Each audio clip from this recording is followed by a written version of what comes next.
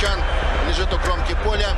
Вы знаете, по-моему, это Майкл Оуэн. Ой-ой-ой-ой-ой. Неудачно поставил ногу. И вы знаете, это может быть чревато серьезной травмой коленного сустава. Майкл Оуэн покидает поле. Да, перевязана нога повыше колена. Вот еще раз. Да, Майкл Оуэн все немедленно понял. 축구 스타들의 경력은 부상으로 인해 무너진 경우가 많습니다.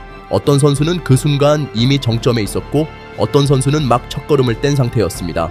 2000년대 당시 스포츠 의학 수준은 지금보다 훨씬 낮았으며 특히 창의적인 플레이와 스피드로 돋보였던 선수들이 가장 큰 피해를 입었습니다. 그중 한 명이 바로 마이클 오원이었습니다. 그는 자신의 잠재력을 절반도 발휘하지 못했습니다. 하지만 그 절반만으로도 단 하나의 다리로 발론도어를 차지하기에 충분했습니다.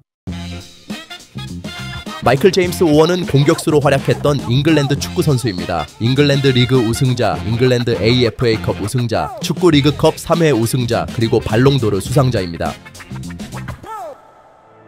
요즘 들어 우리는 90년대 말과 2000년대 초의 축구를 점점 더 그리워하고 있습니다. 세계 최고의 축구 선수 자리를 놓고 펼쳐졌던 경쟁은 정말 상상을 초월할 정도였습니다. 감독과 관중들을 자신의 경기력과 득점력으로 놀라게 하는 일은 매우 어려웠고 특히 신인 선수들에게는 더더욱 힘든 일이었습니다. 그런 축구 스타들 사이에서 두드러지려면 정말 특별한 존재여야 했습니다. 지금은 20골만 넣어도 국가대표팀에 뽑힐 수 있지만 그 당시에는 30골을 넣어도 쉽게 선발되지 못하곤 했습니다. 로비 파울러는 매 시즌 30골을 넣었지만 국가대표팀에 뽑히지 못했습니다. 마이클 오원처럼 강렬하게 축구계에 등장한 선수는 거의 없습니다. 그는 17살에 리버풀에서 자신의 첫 골을 기록했고 18살과 19살에 잉글리시 프리미어리그 득점왕에 올랐으며 22살에는 세계 최고의 축구 선수로 선정되었습니다. 이 업적 덕분에 그는 지금까지도 이 트로피를 받은 가장 어린 선수 목록에서 두 번째 자리를 지키고 있습니다. 또한 그는 잉글리시 프리미어리그에서 100골을 기록한 가장 어린 선수입니다. 게다가 마이클 오원은 잉글랜드 국가대표팀의 최연소 데뷔 선수이자 가장 어린 나이의 주장으로 팀을 이끈 선수로 기록되었습니다. 만약 내게 아르헨티나 국가대표 선수 5명을 말하라고 했다면 나는 대답할 수 없었을 겁니다. 나는 이 선수는 왼발잡이인가? 그들 중 누가 더 느린가? 이런 생각을 한 적이 없었습니다. 내 머릿속에는 다른 생각들이 있었습니다. 나는 누구보다 빠르다. 나는 반드시 골을 넣을 것이다. 영국 축구에서는 키가 큰 공격수들이 선호되었습니다. 이들의 임무는 공중전과 상대팀의 페널티 박스 안에서 싸우는 것이었습니다. 그러나 마이클 오원의 트레이드마크는 매우 빠른 출발 속도였고 이는 상대 수비수들이 적응하기 힘든 부분이었습니다. 여기에 뛰어난 골 감각과 간결한 플레이를 더하자 잉글랜드는 진정한 킬러를 얻었습니다. 그는 첫 시즌에 리버풀에서 골든부츠를 차지하며 그 당시 이플에서 가장 강하지 않았던 팀에서 뛰었습니다. 1998년 월드컵에서 18살의 공격수는 이 대회 역사상 최고의 골 중 하나를 기록했습니다. У команды Аргентины благодаря вот этому фантастическому проходу Майкла Оуэна. Вы смотрите, как он разобрался с защитниками. А какие защитники! 아마도 더 넓은 세계적인 관객들에게 내 이름이 그때 기억에 남았을 것입니다. 그리고 나에게 그것은 내 삶을 완전히 바꾼 순간이었습니다. 단 한 시즌 만에 오원은 신인에서 세계적인 스타로 성장했습니다. 그리고 그가 어떻게 플레이했는지가 중요한 것이 아니라 그가 그 나이에 이미 그런 수준에 도달했다는 것이었습니다. 일반적으로 젊은 재능들은 또래들 사이에서 두각을 나타내기 시작하면 그만큼의 관심을 미리 받게 됩니다. 하지만 마이클은 그의 통계가 모든 것을 말해주었고 그에 대한 관심은 전혀 과장되지 않았습니다. 어떤 축구 선수들은 변화를 바로 알 수 있지만 마이클은 한 번도 나이트클럽이나 고급 자동차를 타는 모습이 보이지 않았습니다. 그는 차분한 성격의 소유자였고 자신이 무엇을 원하는지 정확히 알고 있었습니다. 그가 원했던 것은 오직 축구를 하는 것이었습니다. 모든 것이 이제 시작된 것이었습니다. 리버풀은 젊은 공격수의 빠른 특성을 바탕으로 게임을 완전히 재편성했습니다. 마이클의 주요 임무는 빈 공간을 찾고 속도를 올리는 것이었습니다. 이것이 리버풀 클럽의 주요 무기가 되었습니다. 공격수는 거의 교체 없이 경기를 뛰었고 평균적으로 한 경기당 83분을 뛰었습니다. 그 당시에는 지금처럼 회복을 위한 장비나 기술이 없었기 때문에 선수들의 과중한 사용이 이루어졌습니다.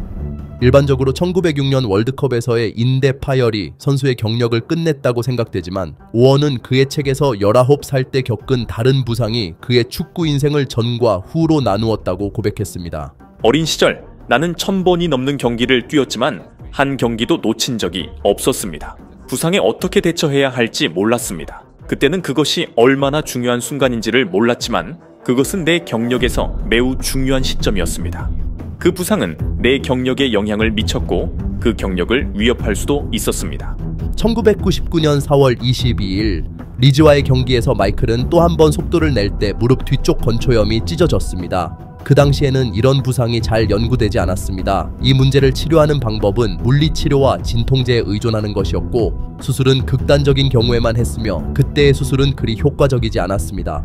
이런 접근법은 많은 축구 선수들의 경력을 망쳐놓았고 특히 폭발적인 속도를 자랑하는 선수들에게 큰 영향을 미쳤습니다. 공격수는 리버풀에게 매우 중요한 선수였고 감독과 마이클 자신은 가능한 한 빨리 회복하려 했습니다. 5달 만에 그는 경기장에 돌아왔지만 의사들은 최소한 한 달은 더 근육을 강화해야 한다고 말했습니다. 마이클은 겨우 몇 주를 버텼고 그 후 재발이 되어 또 2달을 경력에서 빼앗겼습니다. 이후 마이클의 리버풀에서의 시즌은 모두 부상 없이 지나간 적이 없었습니다. 평균적으로 그는 14경기 정도를 결장했지만 득점력은 여전히 높은 수준을 유지했습니다. 챔피언십에서 그와 경쟁하는 선수들보다 훨씬 적은 경기를 치르면서도 그는 꾸준히 영국 최고의 득점자 5명 안에 들었습니다. 그리고 2001년 말에는 발롱도르를 수상하며 쉐브첸코, 라울, 지단, 앙리와 같은 스타들을 제쳤습니다.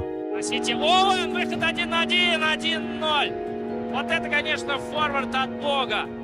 23-я, наверное, минута идет первого тайма. Это чуть ли не первое вообще касание мяча Майкла Оуэна. И безупречное исполнение. Вот почему Майкл Оуэн входит в число ведущих форвардов мира. 마이클이 세계 최고의 축구 선수로 선정된 것은 꽤 논란이 많은 결정으로 여겨졌지만 그런 회사에 이름을 올린 것만으로도 큰 인정을 받은 것이다. 나는 아직 젊고 빠르긴 했지만 회복 후에 다른 작은 부상들이 시작되었다. 점차적으로 그것들이 내 속도를 빼앗았다. 나는 속도만 잃었다. 터치, 마무리, 타이밍, 이 모든 것은 그대로였다. 나는 몇 년 더 높은 수준을 보여주었지만 사실 내 하락은 그때부터 시작된 것이었다. 2004년 시즌에서 마이클 오웬은 레알 마드리드의 유니폼을 입고 시작했다. 왕실 클럽의 경영진은 24살의 공격수를 갤럭티코스의 별들인 라울과 호나우두의 대체 선수로 고려했다. 이런 리듬은 영국 선수에게 아주 잘 맞았다. 그는 마침내 한 시즌을 부상 없이 보냈고 결과적으로 꽤 좋은 성과를 냈다. 그는 스페인 프리미어리그에서 38경기 중 36경기에 출전했지만 대부분은 교체 선수로 나왔다. 그가 뛴 시간을 순수하게 계산하면 그는 20경기를 모두 뛰었고 그 경기에서 13골을 넣고 3개의 어시스트를 기록했다. Идеально выскочил на мяч, и посмотрите, вот это очень важный элемент в игре английского нападающего. Он никогда не сближается с вратарем, он никогда не кладет вратаря на землю ложными замахами и не пытается закатить мяч. Он всегда бьет просто очень сильно в угол мимо вратаря и, как правило, забивает. 스페인에서 그는 단 하나의 시즌만을 보낸 후 예상치 못한 결정으로 클럽을 변경했습니다. 공격수의 가족은 영국에 살고 있었고 이는 그가 쉽게 받아들일 수 없는 일이었습니다. 그러나 더 놀라운 것은 그가 이적한 팀이었어요. 이는 명백한 후퇴였죠. 뉴캐슬은 역대 가장 큰 이적을 성사시키며 선수를 고향으로 돌려보냈습니다. 그곳에서 오웬은 단 11경기를 뛰었고 그중 8경기에서는 득점을 기록했지만 그 후 또 다른 부상을 입었습니다. 나는 폴 로빈슨에게서 공을 빼앗으려고 몸싸움을 벌였어요. 그 공은 내 공이 아니었고 나는 그의 무릎을 차고 모든 힘을 실어 그의 다리에 착지했어요. 나는 뼈가 부러지는 걸 느꼈고 그것은 18달 동안의 악몽을 초래했어요. 아마 18달보다 더 빨리 회복할 수 있었겠지만 19살 때 재발한 부상은 공격수를 교훈 없이 남겼어요. 월드컵을 앞두고 치료를 서두른 끝에 영국 선수는 결국 독일에서 열릴 월드컵에 참가할 수 있었어요. 그러나 완전히 치료되지 않은 무릎은 결국 버티지 못하고 완전히 부러졌어요. 이 부상은 우연히 일어난 것이 아니었어요. 이전에 여러 부상들이 복합적으로 작용한 결과였죠. 완전히 치료되지 않은 부상은 체중 분배를 잘못하게 하고 전반적으로 달리기 메커니즘의 문제를 일으킬 수 있어요. 이런 모든 것이 축적된 효과를 가져왔어요. 1999년부터 아픈 무릎은 마이클이 그의 능력을 100% 발휘하는 것을 방해했고 이 부상 이후로 26살의 축구 선수의 경력에는 사실상 끝을 고할 수밖에 없었어요. 저는 뉴캐슬에서 이미 2해를 보냈지만 경기장에서 뛰었던 건 고작 6달 뿐이었습니다. 팬들, 감독 모두가 얼마나 실망했을지 상상해보세요. 그 후 6시즌 동안 그는 축구 인생을 살지 않고 오직 고통과 자기 자신과의 싸움만을 겪었습니다. 마이클은 한 인터뷰에서 그 6년 동안 은퇴를 꿈꾸었다고 고백했습니다. 그동안 그는 1037일을 다양한 부상 치료와 회복했었습니다. 이는 거의 3년에 달하는 시간입니다. 이 기간 동안 유일한 밝은 순간은 맨체스터와 함께 우승한 것이었습니다. 그 후 퍼거슨 감독은 오웬을 자유계약 선수로 팀에 데려와 그를 교체 선수로 활용했습니다. 내가 챔피언십을 완전히 느꼈다고 말한다면 나는 거짓말을 할 것이다. 나는 완전히 피폐해졌다. 만약 내가 1년 일찍 리그 우승을 했다면 나는 많은 골을 만막을 넣고 항상 경기에 참여한 느낌을 받았을 것이다. 하지만 어쩌면 나는 너무나도 자기 비판적일지도 모른다. 마이클은 한 번 이렇게 말한 적이 있다. 만약 지금 그가 부상을 입었다면 한 번의 수술로 모든 것이 해결될 수 있을 것이라고. 이 말에 동의하지 않을 수 없다. 오늘날의 의학 수준에서 오웬과 그 시대의 다른 선수들은 더 생산적으로 축구 인생을 보낼 수 있었을 것이다. 그 당시 선수들이 축구를 그만두게 만들었던 부상들은 지금은 특별한 문제 없이 수술을 통해 치료되고 후유증도 없이 회복된다. 예를 들어 음바페는 무릎 힘줄 파열 후 한 달 만에 복귀했으며 가장 중요한 점은 속도에 전혀 영향을 미치지 않았다는 것이다. 맞다. 그의 축구 경력 후반부는 매우 적은 경기를 치렀지만 그에게 주어진 시간을 그는 여전히 잘 활용했다. 그리고 그것이 바로 선수의 클래스라는 것을 말해준다.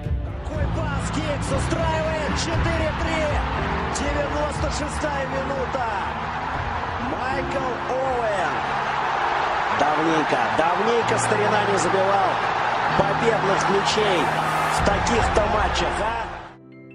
마이클은 그의 경력 동안 어디에서도 진정한 자신의 자리를 찾지 못했다. 이로 인해 고향에서는 그를 좋아하지 않으며 일부는 그가 과대평가되었다고 생각한다.